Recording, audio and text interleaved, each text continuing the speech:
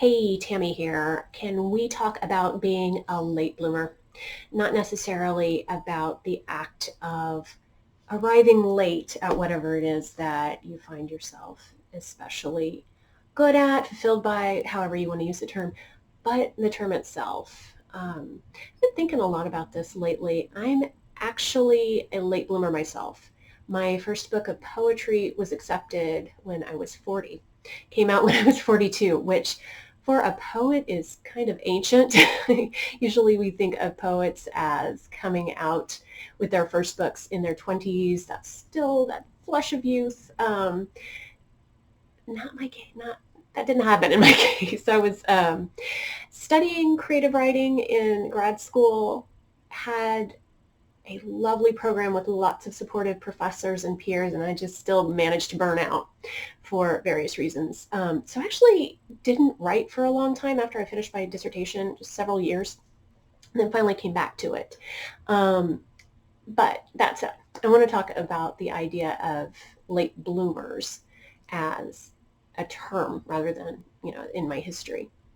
Um, on one hand, I think it's a very useful concept because even if plants bloom late, they're still doing a lot of work to get to the point where they can blossom, where they can make those gorgeous flowers, even if that happens later in the year than most plants.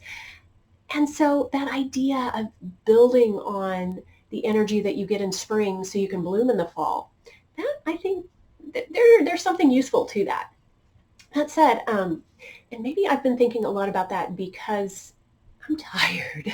I am tired. I am in my late 40s and I'm still recovering from Thanksgiving.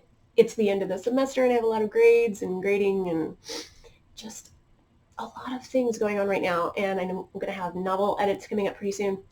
I'm tired. And I've been thinking a lot about the idea of blooming, that part of it.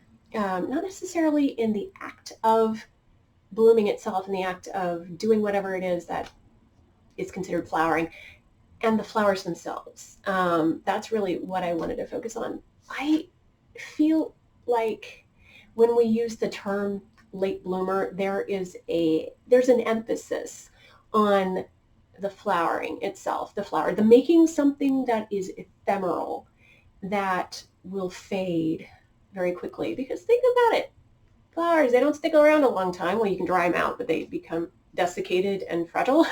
And I don't think any of us who are late bloomers, want to think about what we're doing as able to fall apart that easily once we get past that blooming phase. Um, so I don't know how useful it is for me to call myself a late bloomer anymore. My first book came out in 2019, and I was worried that I'd be a late bloomer, one bloomer, but fortunately I had a book accepted not long after that, and it came out in 2020. So maybe this is not something that I should let weigh so heavily on my mind, but it still does. Um, what do we use instead of this phrase, late bloomer? I don't know. That's something that I wanted to think about more. And I would like to write about this. I wanted to get this out on video just so the idea didn't fall out of my brain as things do these days because I've got a lot going on. I just kind of wanted to throw it out there. What do you think about the term late bloomer, especially if, like me, your first book came out after you turned 40, or even later in your life? You can drop me an email. The easiest one I think right now to reach me at is dancingwiththedistance@gmail.com. That's actually the name of my YouTube channel. I'm going to be putting this.